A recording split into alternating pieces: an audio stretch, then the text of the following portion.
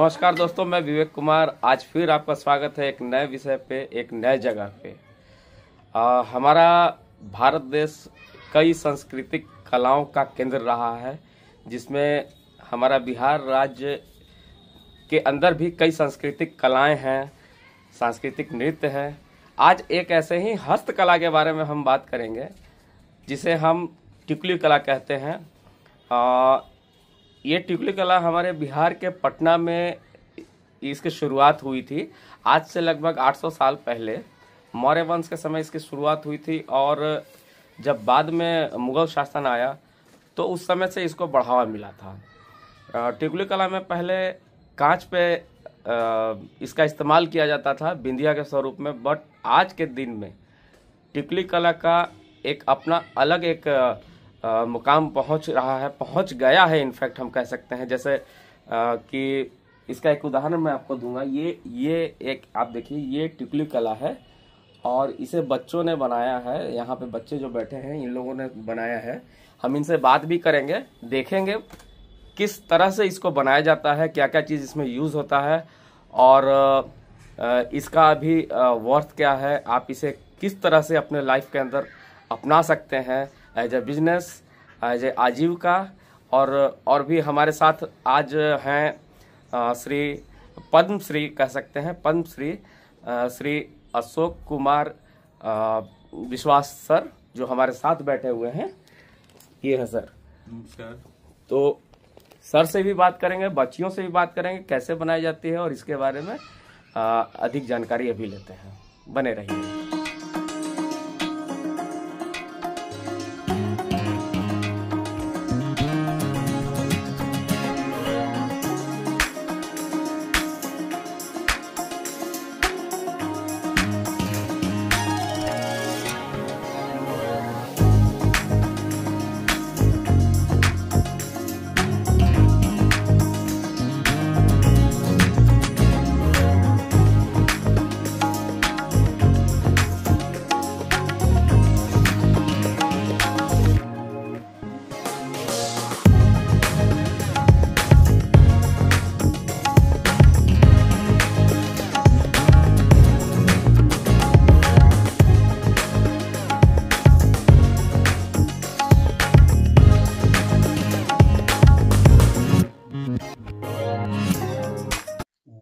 ये देख सकते हैं बच्ची फिलहाल एक हार्डबोर्ड पे स्केचिंग कर रही है। इसके बाद इसमें पेंट करना है। हाँ, ये रफ स्केच कर रहे हैं, फिर इस पे पेंट करेंगे हम लोग। और ये जो है, यही पेंट का डिब्बा जो है, ये पेंट इसमें इस्तेमाल होता है, देख सकते हैं। अच्छा, चलिए कोई बात नहीं है।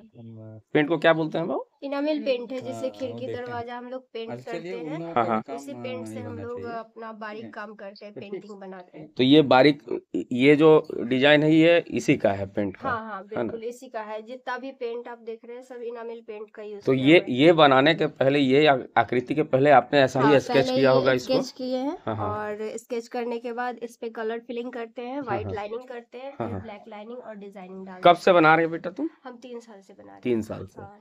अच्छा, आप लोगों का कब से है? 1 साल से।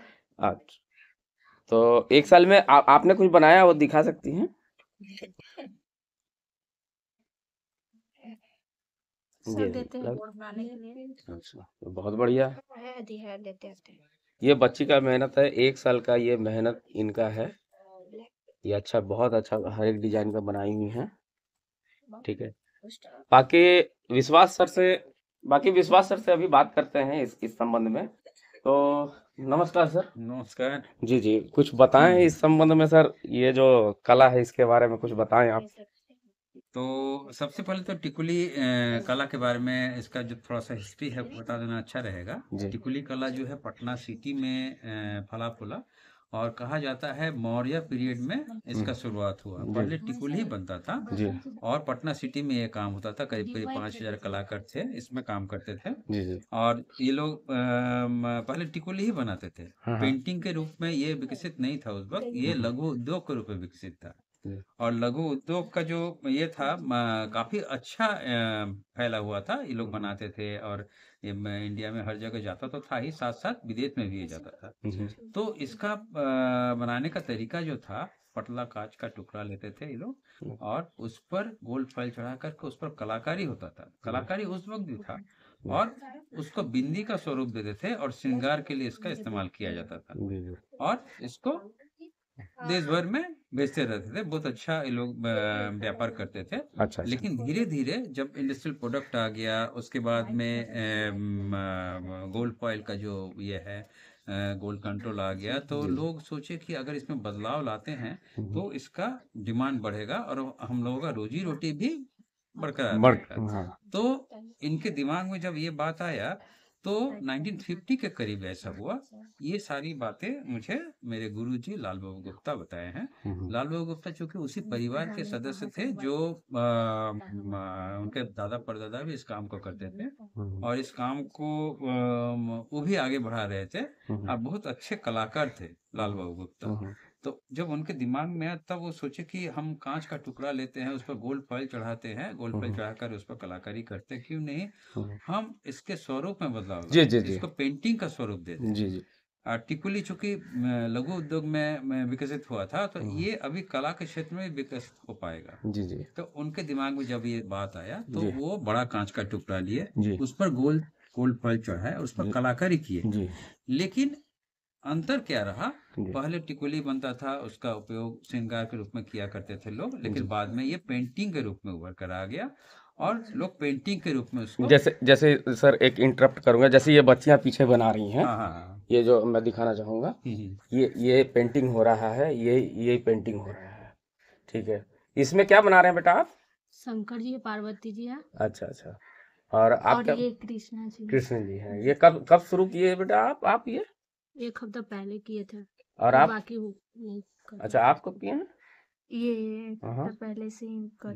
तो अभी सर इसमें कितना समय और लगना चाहिए? ये जो भगवान शंकर जी का 1 दिन और लग जाएगा। 1 दिन और लग जाएगा। अच्छा। और एक चीज और पूछेंगे सर आपसे कि अगर ये जैसे ये बच्चियां जो है ये पढ़ती भी होंगी अभी? हाँ, पढ़ाई लिखाई करती हैं। तो ये इसमें हर दिन या साप्ताहिक क्लास है या कैसे करते हैं? नहीं, जैसे मेरा मानना है कि अगर इन लोगों को काम करना है तो इन लोगों का पढ़ाई डिस्टर्ब नहीं होना चाहिए। जी। सबसे पहले मेरे सामने में एक समस्या आया कि इस कला को कैसे जीवित किया जाए।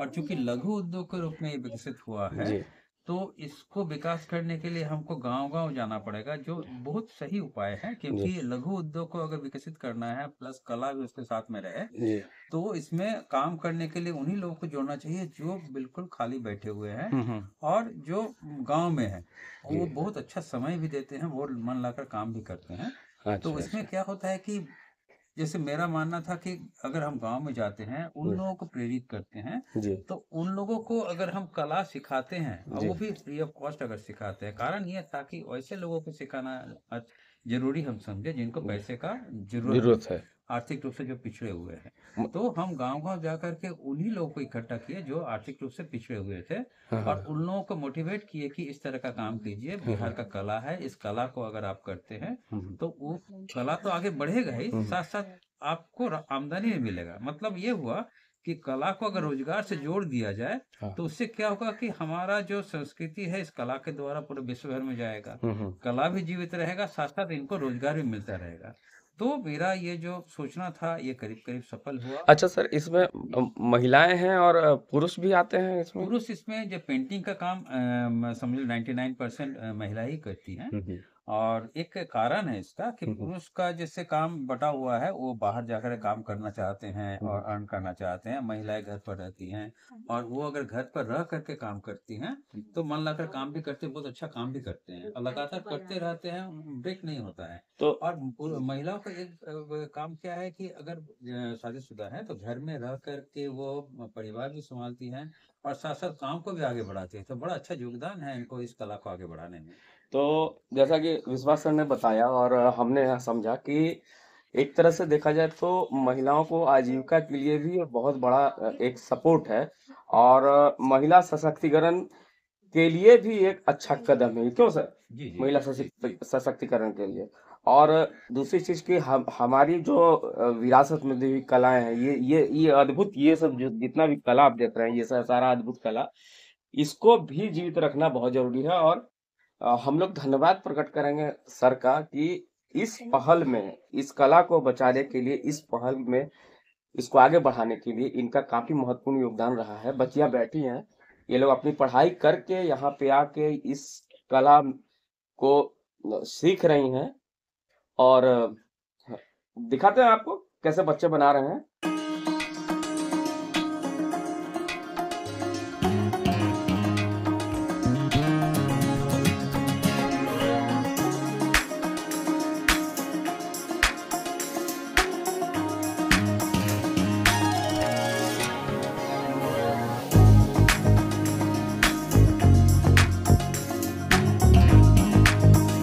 ये मैम ने बनाया है। ये क्या मैम, ये पूरा हो चुका है? ये पनघट का सीन है जी।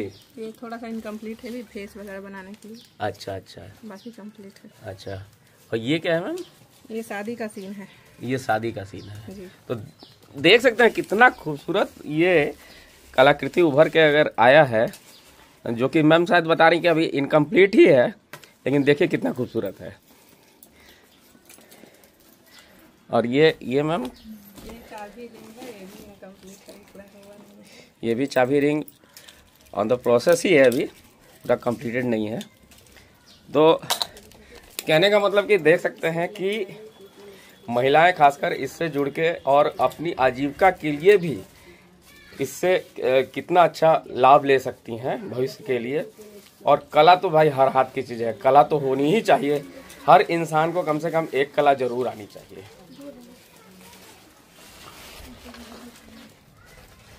ये जो मेरे पीछे आप पेंटिंग देख रहे हैं, यही टिकली आर्ट है। और बहुत सारे लोग ये समझते हैं कि इसमें बिंदी का यूज या टिकली का यूज होता है, ऐसा कुछ नहीं है। नॉर्मल MDF बोर्ड पे इस पे एनामेल कलर के द्वारा इसे यूज किया जाता है और बनाया जाता है। तो विश्वास से ये भी बात हुई कि अभी तक इंडिया में इनके 100 एग्जीबिशन हो चुके हैं इस टिकली आर्ट को लेके, और ओवरसीज में इनके 6 एग्जीबिशन हुए हैं। और 1982 में जब एशियाड गेम्स हुए थे तो तत्कालीन प्रधानमंत्री श्रीमती इंदिरा गांधी ने वो हर खिलाड़ी जो उसमें देश विदेश से आए थे उनको इन्हीं चित्रों को उपहार स्वरूप भेंट किया था। तब से इस टिकली आर्ट की एक अंतर्राष्ट्रीय पहचान भी बन चुकी है। और देश में आप देख ही रहे बच्चियां कितनी मेहनत कर रही हैं, इसको बना रही हैं। हम बताएंगे, एक बच्ची हैं वो बना रही हैं इसको, इस कला को। उनसे बात करते हैं कि कैसे कैसे इसको बनाया जाता है। बेटा क्या नाम है आपका? मेरा नाम मनीषा कुमारी हुआ। अच्छा, ये कैसे बनाते हैं मैम? ये MDF बोर्ड है, हम लोग के पास सर लाते हैं इसे कटिंग करवा के। जो भी साइज का कटिंग होके आता है, हम लोग इससे पहले सरेस कागज से रगड़ते हैं, जो मोटा वाला होता है। ये इसे सैंड पेपर भी बोलते हैं। इस तरह से इसका किनारा ऐसे रगड़ते हैं और चिकना बनाते हैं और फिर इस साइड भी रगड़ते हैं। फिर इसको हम पेंट करते हैं इस ब्रश से। ब्लैक पेंट रहता है और इसमें रेड भी मिक्स रहता है, 75% ब्लैक। तो पेंट करने के बाद ये, हाँ, ये पेंट करने के बाद इस तरह से होता है। ये फर्स्ट कोटिंग हो चुका है इसमें। इसके बाद इस पे फिर से इसे रब करते हैं, रगड़ते हैं। रगड़ने के बाद ये ऐसा हो जाता है। अब ये हो गया, इस पे फाइनल कोट होगा। फाइनल कोट होने पर ये जैसे ही मतलब सारा पेंट कर देंगे तो ये हमारा फाइनल इस तरह से बन के तैयार हो मतलब ये जो फाइनल है इसी पे अब पेंटिंग होगी। हाँ, इसी पे अब हमारा पेंटिंग स्केच होगा और फिर बनेगा, और बनने के बाद हमारा ये इस तरह से तैयार होता है। अच्छा, स्केच जैसे कि ये स्केच किया हुआ है। हाँ, स्केच अभी हमने ये बनाया है। ये अभी हम लोग स्केच किए हैं। इस पे जो भी बना क्या बना रहे हैं आप? ये हमारा कीरिंग है जिसमें स्केच किया हुआ एक लड़की फूल तोड़ते हुए। अच्छा अच्छा। हाँ, तो इस तरह से ये बड़ा छोटा सब साइज प्लेट पर। और फिर जैसे इसमें इस तरह से रंग भरना शुरू करेंगे। स्टार्टिंग ये इस तरह से है कलर फिलिंग के लिए, और फाइनली जो है फाइनली ये है ये इस तरह से। तो मान लो अगर इसकी बात करें तो ये कितना समय लगेगा? ये जो मेरे हाथ में है, ये इसमें कितना समय लगेगा बनाने में, अगर शुरुआत से देखा जाए तो? बेस अगर बेस से करते हैं तो लगभग 1 हफ्ते में बेस भी तैयार हो जाए और पेंटिंग भी बन जाता है। अच्छा। अगर 1 प्लेट का बात हो और एक प्लेट में 1 हफ्ता नहीं लगेगा। वो जैसे अगर घंटा काउंट करेंगे तो उस हालत में अगर हम उस साइज का लेंगे तो छोटा अगर होगा तो घंटा काउंट करेंगे तो टोटल 1 दिन का समय लगेगा, मतलब 8 घंटा लग जाएगा। अच्छा। लेकिन यही अगर बड़ा प्लेट लेंगे तो फिर उसी हिसाब से टाइम बढ़ता जाएगा। अच्छा, मतलब कहने का है कि जैसे जैसे प्लेट का साइज में, जैसे ये है प्लेट वो ज्यादा बड़ा है तो उसमें ज्यादा समय लगा, छोटा की रिंग में और भी कम समय लगेगा, मतलब इस तरह से है। अच्छा।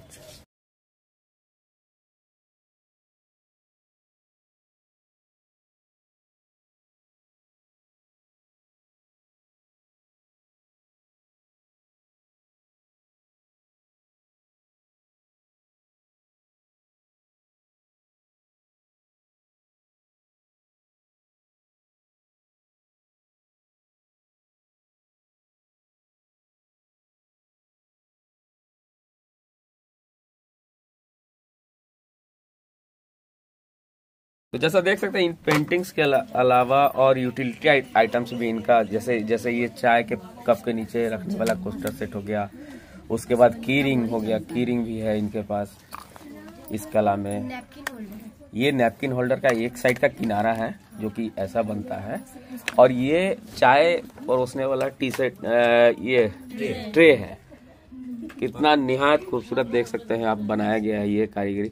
अच्छा, इसमें केवल पेंटिंग किया गया, और ये सांचा कहाँ से, ये इसका जैसे ये डिजाइन कहाँ से आएगा? कागज पर बनाते हैं, कागज पर बना नहीं, ये जैसे हैंडल वगैरह ये सब कौन बनाता है? तो कारपेंटर बनाकर कारपेंटर बना के देता है सांचा, और इस पे आप पेंटिंग ये पेंटिंग कर देते हैं। कितना अद्भुत कला है, देख सकते हैं कितना खूबसूरत लग रहा है। बाकी कुछ कीरिंग्स हैं, कुछ वॉल हैंगिंग है, ये राउंड शेप में। तो देख के कहने का मतलब यही है कि हमारे यहाँ संस्कृति में बहुत सारी चीजें हैं, या तो वो संगीत में हो, या कला में हो, या मूर्तिकारी हो। जैसे ये हस्तकला है, बच्चियां बना रही हैं, सर के गाइडेंस में सर भी बता रहे हैं। तो एक गर्व अनुभव होता है हमें कि हमारे पास ये संस्कृति है, हमारे पास ये हस्तकला है, और बस जरूरत है तो इसको पहचानने की, इसको अपनाने की। और हम आशा यही करेंगे कि बच्चे इसमें आगे बढ़ें, इसको अडॉप्ट करें। ये लोग कल होके जहां भी जाएं वहां भी इस शिक्षा को जो इन्होंने लिया है उसको वहां भी वो लोग स्प्रेड करें, फैलाएं, ताकि वहां भी इस कला का विकास हो और साथ साथ सब लोगों का विकास हो। तो अब सर चाहेंगे इजाजत थोड़ा सा? बहुत अच्छा लगा कि आप आए और हमारे यहाँ का जो कला है इसके बारे में लोगों को जानकारी दे रहे हैं, इसके लिए आपको बहुत बहुत धन्यवाद। जी सर। तो अब चलने का यहाँ से वक्त हुआ। जितना भी आपको टिकुली कला के बारे में मैं समझा, मैं बताने के लिए कोशिश किया कि बताता हूँ। अगर आपको कुछ अच्छा लगा हो इसमें कि मेरे तरफ से कुछ इन्फॉर्मेटिव है तो जरूर लाइक कीजिएगा, सब्सक्राइब कीजिएगा, और कहीं अगर कुछ ऐसा सजेशन आपको लगता है जो आप मेरे को देना चाहते हैं तो कमेंट्स के माध्यम से देंगे। बाकी चलते हैं और फिर आशा करते हैं कि किसी नए जगह पे, किसी नए सब्जेक्ट पे हम आपसे मिलेंगे। तब तक के लिए धन्यवाद। अच्छे से रहिए, सब लोग खुश रहिए। प्रणाम।